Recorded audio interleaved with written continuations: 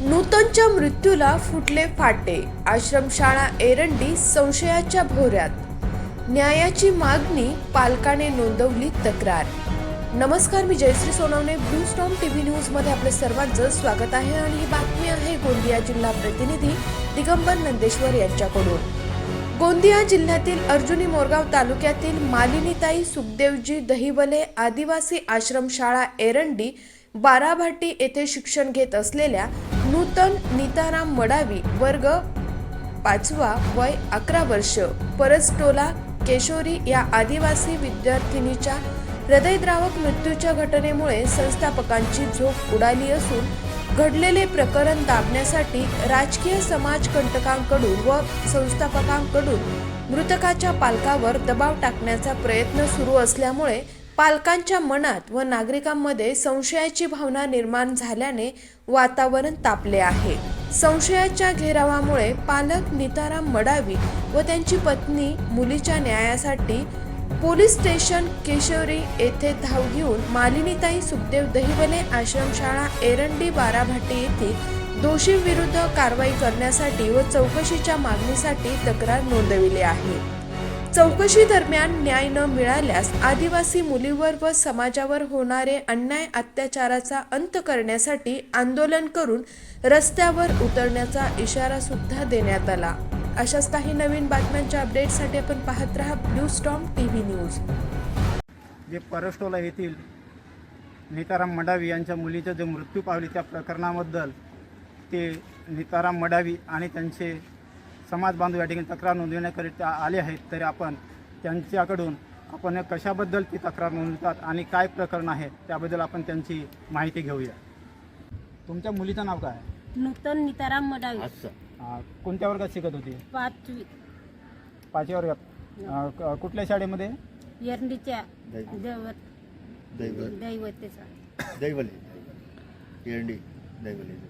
एरंडी दहिवले शाळेत. कोण मग नंतर काय झालं होतं? त्यातून तब्येत खराब झाली होती. मग ते स्वतः आली का कोणी आणून दिला? काकाजीनं आणून दिला. अच्छा, मग तुम्हाला काय सांगितलं का ती तब्येतीबद्दल? नाही.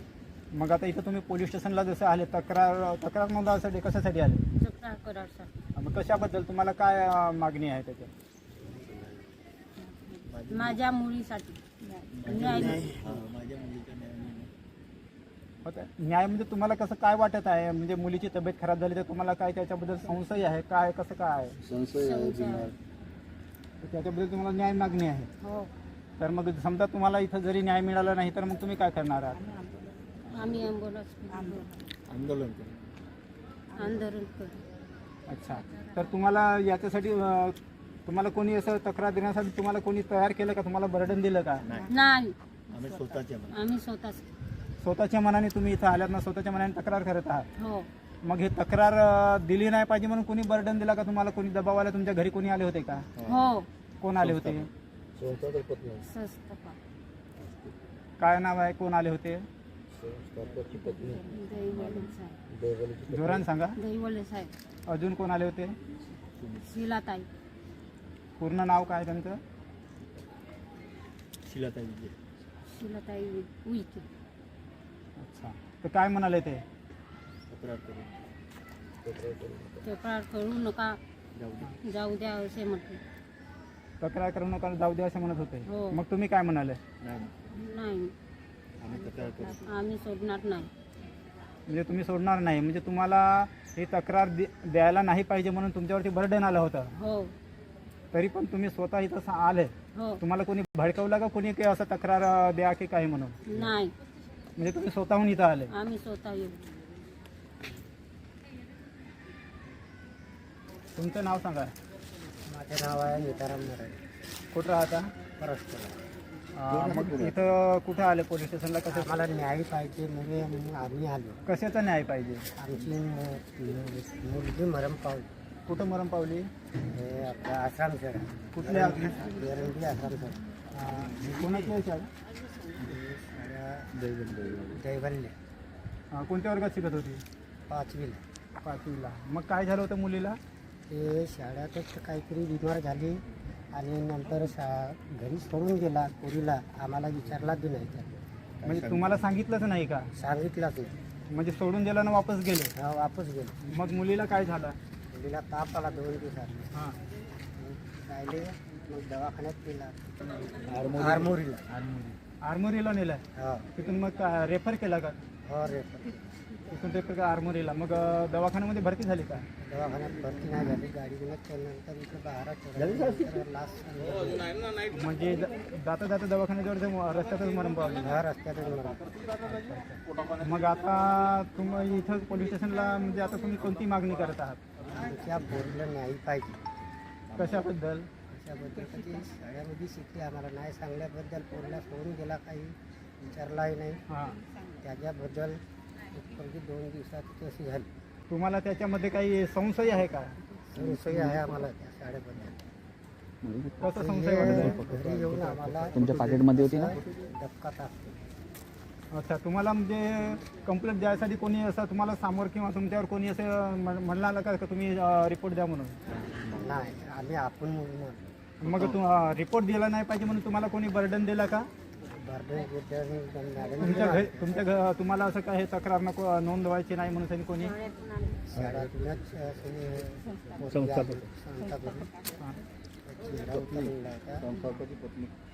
आम्हाला संशय आहे की आश्रम शाळेमध्ये मला न्याय पाहिजे. मग तुम्हाला कोणाचा दबाव आहे का? कोणी तुम्हाला धमकी दिला का नको द्या काही तक्रार म्हणून? संस्थापक आले होते. आम्हाला मॅडमवर संशय आहे. कोणत्या? शाळेबद्दल. अच्छा, कोण कोण आले होते मग? मॅडम आले होते. आणि शिलाताई शिलाताई उलटे. शिलाताई आली आणि म्हणला का असा तक्रार नको करा. हां. अजून? आवाज मोठा काढा आवाज. नाही म्हणला, त्याला जाऊ दिला आणि तक्रार करायला आला. अच्छा, म्हणजे तुम्हाला तक्रार दिली नाही पाहिजे म्हणून तुमच्यावरती दबाव येत आहे? हा दबाव. मग आता अजून समोर काय कराल? मग तुमच्यावर अजून दबाव जरी दिला कोणी तर मग तुम्ही काय कराल? नाही, आम्हाला न्याय पाहिजे आमच्या पोलीस. आम्ही थांबणार नाही. आम्ही मागे हटणार नाही. आणि समजा न्याय जरी मिळाला नाही, तुमच्यावर कोणी दबाव आला किंवा कोणी काही जरी झालं तर मग तुम्ही काय कराल? आम्ही आंदोलन करू त्याच्यासाठी. परस्टोला येथील नीताराम मडावी यांची मुलगी नूतन मडावी ही मालिनीताई सुखदेव दहिवले आश्रम शाळेमध्ये 5व्या वर्गामध्ये शिकत असताना तिची अचानक प्रकृती बिघडली आणि होळीनिमित्त तिला परस्टोला या गावी तिच्या मूळ स्थानी सोडून देण्यात आलं. परंतु तिच्या आईवडिलांना कोणत्याच प्रकारची माहिती देण्यात आली नाही आणि तिचं 2 दिवसामध्ये प्रकृती खराब होऊन ती मृत्यू पावली. त्यानिमित्तानं तिचे पालक, आई आणि वडील हे दोन्ही पोलीस स्टेशन केशोरी या ठिकाणी येऊन त्या मुलींच्या मृत्यूबद्दल त्यांना जो संशय आहे त्या संशयाबद्दल चौकशी होण्यासाठी आणि ते न्याय मागणीसाठी त्यांनी या ठिकाणी तक्रार नोंदविलेली आहे. दहिवले आश्रमशाळा एरंडी यांच्या संस्थापिका ज्या आहेत मालिनीताई दहिवले या त्यांच्या घरी येऊन त्यांच्यावरती दबाव आणून तक्रार देण्यास त्यांना बर्डन देत आहेत, दबाव देत आहेत. तरी पण अशा प्रकारच्या समाजामध्ये होणाऱ्या घटनांना वाव किंवा त्यांना न्याय मिळण्याऐवजी जरी त्यांच्या या हक्कासाठी त्यांना दडपण घालण्यात येत आहे.